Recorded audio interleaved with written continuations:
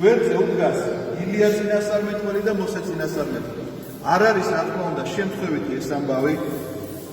პირველ რიგში იმიტომ დგანან ისინი რომ ებრაელები მათ ადანაშაულებდნენ რომ შენ მოსეს ჯულის დამარღვეველი ხარო და თუ მოსეს ჯულის დამარღვეველი იყო მოსე არ დადგებოდა მასთან და არ დაიწყებდა საუბარს.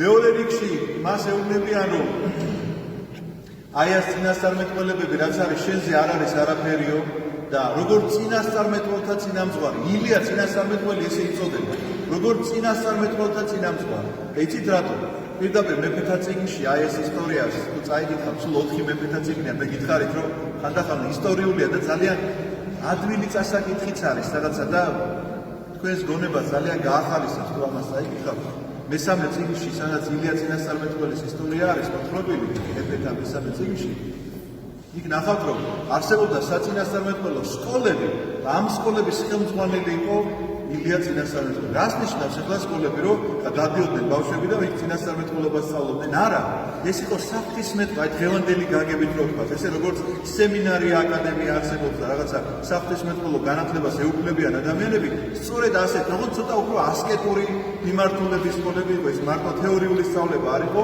რაღაცა იქ სხვა თავისი წესები ჰქონდათ, ასკეტიზმით იცავდნენ ამას ყოველივეს და ამტკიცებდნენ თავიანთ ამ სწავლებას ყოველივეს და ამიტომაც ილიას ეწოდება წინასწარმეტყველთა წინამძღვარი შეიძლება ასე ითქვას.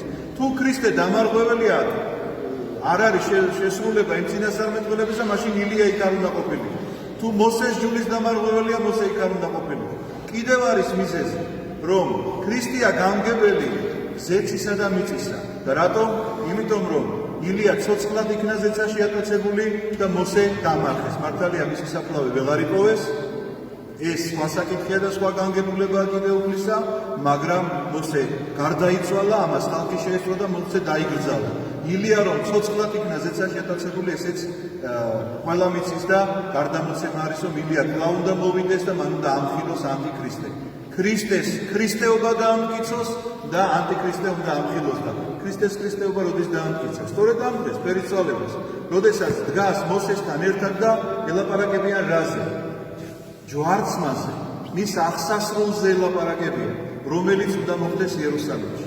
მაგრამ ეს ყოველივე ხდება ჩემო ძვირფასებო, იმისთვის რომ ამ წუთში ეს ფერისცვალების მომენტში მოციქულებმა უნდა გაიგონ ეს ყველაფერი.